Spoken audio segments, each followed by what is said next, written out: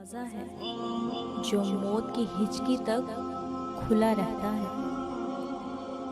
توبہ کے لیے گناہ کرنا ضروری نہیں۔ توبہ تو بذات خود ایک عبادت ہے، جتنی کی جائے اتنا ہی نکھار پیدا ہوتا ہے۔ توبہ آپ کو اللہ کے قریب لانے کا ذریعہ ہے۔ اللہ تعالیٰ تمہاری توبہ سے اتنا ہی خوش ہوتا ہے جیسے کوئی اپنی گم شدہ چیز کے ملنے سے خوش ہوتا ہے۔ توبہ کا خیال خوش بختی کی علامت ہے، کیونکہ جو اپنے گناہ کو گناہ نہ سمجھے وہ بد قسمت ہے۔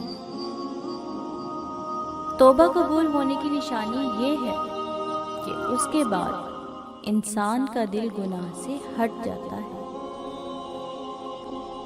جب تم سکون کی کمی محسوس کرو تو اپنے رب کے سامنے توبہ کرو، کیونکہ یہ انسان کے گناہ ہی ہیں جو دل کو بے چین رکھتے ہیں۔ توبہ کرنے والوں کی صحبت میں بیٹھا کرو، کیونکہ وہ سب سے زیادہ نرم دل ہوتے ہیں۔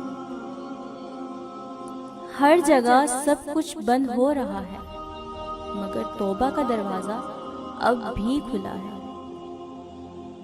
عبادتیں قبول ہوں نہ ہوں، ندامتیں ضرور قبول ہوتی ہیں۔ یہی توبہ کا فلسفہ ہے۔ جب اچانک دل اداس ہو جائے تو وہ روح کو مرمت کرنے کا لمحہ ہوتا ہے۔